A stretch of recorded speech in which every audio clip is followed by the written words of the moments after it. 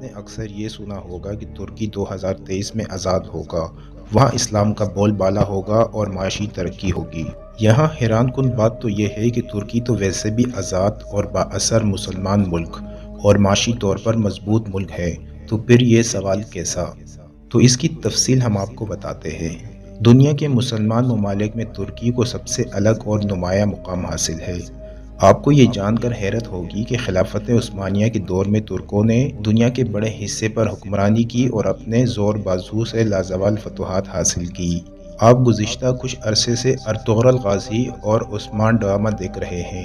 ان دونوں ڈراموں میں پہلے ارطغرل اور پھر ان کے بیٹے عثمان کی فتوحات دیکھ کر مسلمانوں کا خون ایک بار پھر جوش مارتا ہے، لیکن شاید بہت کم لوگ ہی جانتے ہوں گے یہ دونوں ڈرامے حقیقی کہانیوں پر مبنی ہیں۔ اس وقت پوری دنیا جدید ٹیکنالوجی اور نئی نئی ایجادات پر فلمیں بنا رہی ہے، تو ایسے میں ترکی کو کئی سو سال بعد ارطغرل غازی اور دیریلس عثمان ڈرامہ بنانے کی ضرورت کیوں پیش آئی؟ کیا ترکی دنیا کو کوئی پیغام دینا چاہ رہا ہے؟ آئیے اس کا جواب ہم آپ کو بتاتے ہیں۔ جہاں تک یہ سوال ہے کہ 2023 میں ترکی آزادی حاصل کر لے گا، تو پہلے اس پر بات کرتے ہیں کہ آج جدید دنیا میں ترکی کو اقوام عالم میں ایک نمایاں اور اہم مقام حاصل ہے۔ ایٹمی قوت نہ ہونے کے باوجود ترکی دنیا کی بڑی بڑی طاقتوں کی آنکھوں میں آنکھیں ڈال کر بات کرتا ہے۔ 2023 میں ترکی کس سے آزادی لے گا اور اس قبضے کی حقیقت کیا ہے؟ آئیے اس پر بھی ایک نظر ڈالتے ہیں۔ 1517 سے 1924 تک خلافت عثمانیہ کے دور میں 3 براعظموں یعنی جنوبی مشرقی یورپ، مغربی ایشیا اور شمالی افریقہ پر سلطنت عثمانیہ کا راج تھا۔ ارطغرل غازی اور ان کے بیٹے عثمان نے مسلمانوں کو شاندار اور ناقابل یقین فتوحات دلا کر پوری دنیا کو ہلا کر رکھ دیا تھا، جس کے بعد 600 سال سے زائد عرصے تک 3 براعظموں پر سلطنت عثمانیہ کی حکمرانی رہی۔ اب آپ سوچ رہے ہوں گے کہ 6 صدیوں تک دنیا پر راج کرنے والی قوم خود محکوم کیسی ہو گئی؟ آج ترکی کیسے 2023 میں ترقی کرے گا؟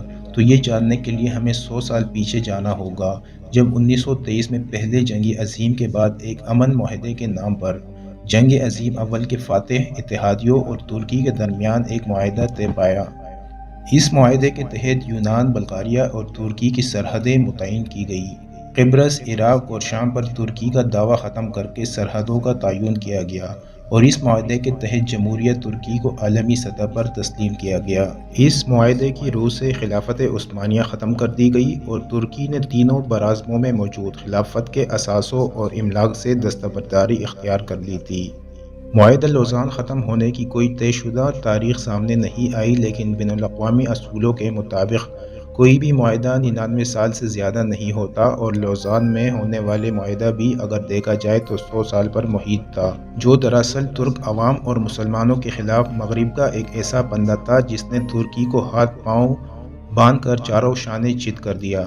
اس معاہدے کی روح سے ترکی کو ایک سیکولر اسٹیٹ قرار دیتے ہوئے دین اسلام اور خلافت پر پابندی لگا دی گئی۔